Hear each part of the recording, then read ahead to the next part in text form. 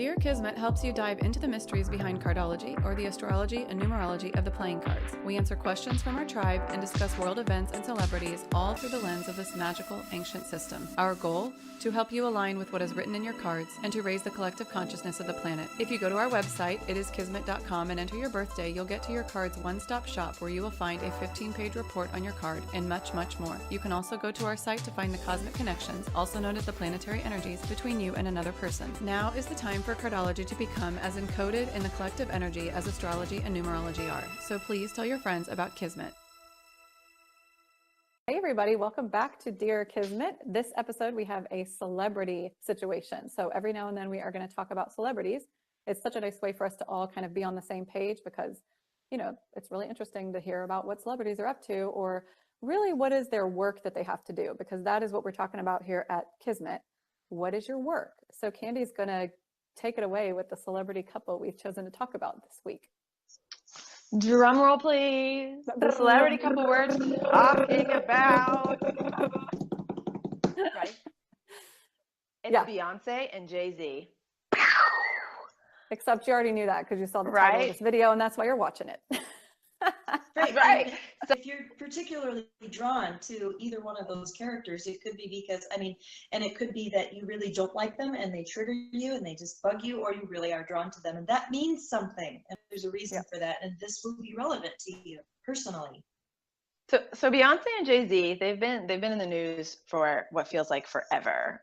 They've been dealing with a lot, especially the past couple of years. We've had a baby, and then we had twins. And then we've had this craziness that exists around them, you know, the stuff that we read in the tabloids, the stuff that we read in social media. And if you've listened to their most recent albums, there's some pretty heavy shit going on. Beyonce's album talked about cheating, and then Jay-Z's recent album actually addressed the cheating, which I think caught everyone off guard. So let's talk about what's up. What's the work that they have to do? What's written in their cards? So let's look at them individually first. Okay, so Beyonce, September 4th, 1981 is her birthday. She's a Virgo, 7 of diamonds, which means her second most important card is the 5 of spades. And then Jay-Z's birthday, December 4th, 1969. He's a Sagittarius, ace of diamonds with the planetary ruling card, 3 of spades. So first, Paula's going to talk to us a little bit about what is the work Beyonce has as a 7 of diamonds. And Paula's going to know this really well because she's also a 7 of diamonds. And then what is Jay-Z's work as an ace of diamonds? So let us know, Paula, what's the work that these two are doing? Okay, so the 7 of diamonds to work on, which obviously Beyonce has done a fabulous job of doing, is to, in the marketing world, find your brand. And in the more esoteric world, find your soul. And in the psychological realm, what is your spark? What is your uniqueness? And she's really done the work of finding, okay, what is it that I have to contribute that is my special sparkle? And her planetary ruling card, the 5 of spades, is really about adventure and experience. It's a spade, so it's about taking action and doing and traveling and just taking it all in. And I felt drawn for some reason to look up her dad's birthday, and he's the 5 of spades. So he was really cultivating that the courage to jump out there and try things and take risks. And sometimes 7 of diamonds don't like to take risks. They're dealing with a lot of sensitivity emotionally. And she had that support system to just say, come on, let's go. Let's try all this really cool stuff and see how amazing you are. Yeah, and I also kind of, when you're talking about that, I'm also hearing or kind of thinking about a vague memory of when she was like, Sasha Fierce was like a persona that she had. I was just thinking about that too. And I thought, you know, it's like knowing Paula, it's like, it's got to be really hard to come out and just be yourself to the world. So she had this time where she was sort of like this persona that was someone else. And that probably helped her be able to come out and be on stage. And now it feels like she's integrated it a little bit more. She is 35, so it makes sense kind of age-wise that she's starting to step into her own. And of course, the Queen Bey thing, I don't know how long that nickname has been around, but it seems like she's kind of coming into her own queen self. Yeah. Being able to like own her own self without the need for there to be that persona over the top of it. Does that make sense? In fact, I'm going to get a little complicated. So for all of our friends who study the cards, just eat this up. The fact that you know what I'm talking about. So through her life, each one of these cards represents a period of time, and she's just passed out of the Two of Hearts, which represents relationship.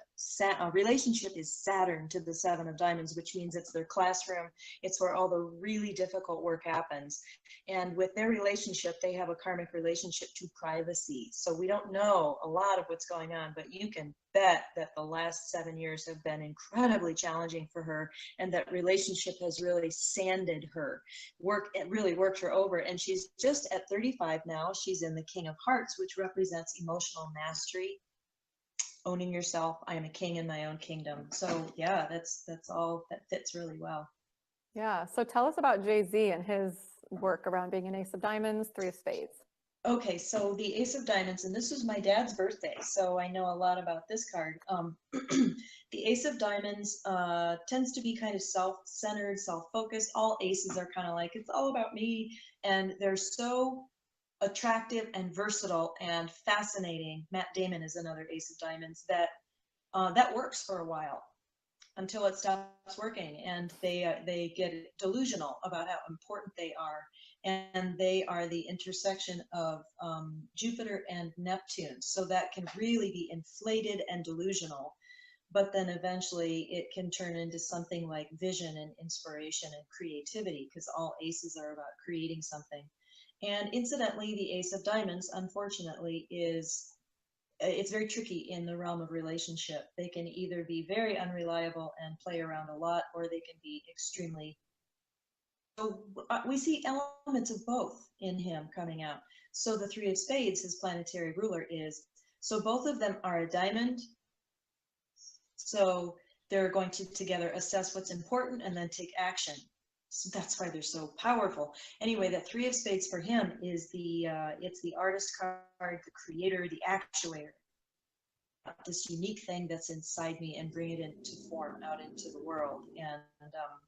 And sometimes that card can get a little bit diluted with its sense of power and strength, and they need to get in touch with their vulnerability and fallibility. So yeah, that kind of fits too. Yeah, so that's really interesting, the individual work that they have going on, because it just parallels and dovetails right into a discussion about what work they have to do together. So what's their cosmic connection, or kind of them as a unique entity? Okay. So if you go to our website, it is kismet.com, you can put in 2 birthdays and find your cosmic connections, which are the energies between 2 people. So a lot of people ask, like, they get the page and it's like Saturn and Jupiter, and they're like, who's Saturn and who's Jupiter? It's not really like that. It's like those 2 energies run between you. And yes, you might take on one of them, each one of them at a different time, but you can be also both taking both energies on. So the cosmic connections for these 2 people are Uranus and Saturn, and that we have nicknamed frenemies. So Uranus is all about freedom, excitement. It can be a little confusing at times. You can be like, what is this person doing? And then Saturn is all about who's the boss, who's in charge, who's running the show. And it's a very kind of classroom, kind of karmic vibration, that Saturn. So Paula's going to go a lot more in depth into the energies between the 2 and then them as a whole unit. Yes, so right, we can look at them individually and how they're kind of parallel, like they're both diamonds and spades, and they're both odd diamonds, and they are diamonds that they're supposed to find their own value. So they have a parallelism about them, but they also have like we're talking about this dynamic in chemistry, this alchemical thing that happens. So they also have a lot of other planetary connections. So Saturn are a really good starting point, but they also have a ton of Jupiter, which is about launching each other into expansion and success. I'm going to be your cheerleader. That's obvious. They have a past life Moon Mercury connection, which means there's this safety, a sense of understanding and intimacy, which seems pretty obvious. They also have Venus. They have a pretty strong Venus connection, and that's the I love being with you. I really enjoy the friendship here. So yeah, they've got a very multi-dimensional, full-bodied connection. A lot is going on there. So then we're going to talk about, in this connection, if you add their two cards together, what do you get? Card, which is the Eight of Hearts, and that is the card of strength and power and courage, control. There's obviously going to be a power struggle in the relationship, but there's also the call to really examine emotional energy, which can be used to control and manage and manipulate, or that emotional energy can overflow and it can be healing to those around them, and it can be leadership oriented. So, and that card, the karma card to the Eight of Hearts, is the Seven of Spades, which is the card of their first child. So that's just kind of an example of like, ooh, this child has a karmic connection to this marriage. These were probably her parents before, and there's something they have to work out. Awesome.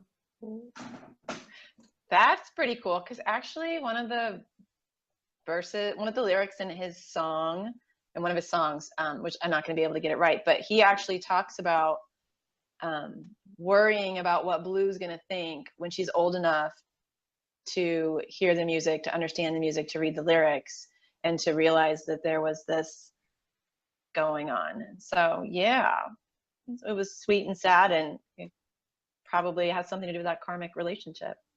Yeah, yeah, it's beautiful to see the self-examination that's going on with both of them. That's the Uranus connection at work, where I'm comfortable with you going off and making your own album and working this shit out in the way you need to, and vice versa.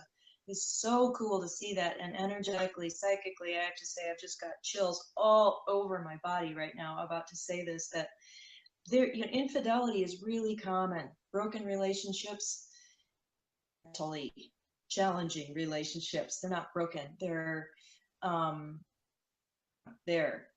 two people interacting with each other and sanding off some hard edges and holding up the mirror. And I just want to say, I think again, they are serving as an example and a leadership and a healing role for the whole world to look on and see, wow, what happens when they're still married, they're working it out, and they're doing it with this self-respect and this privacy. And I kind of their music on their terms, but I really wish we could have a little bit more of a picture into what they're doing, and maybe they'll write about it or talk about it at some point. And I think it could be really, really therapeutic for the whole country. So yeah, so we're talking about the 444 on Jay-Z's new album. And I looked up why, and he said it's because of all the fours of their lives. They're both born on the 4th of a month. They got married on the 4th of a month.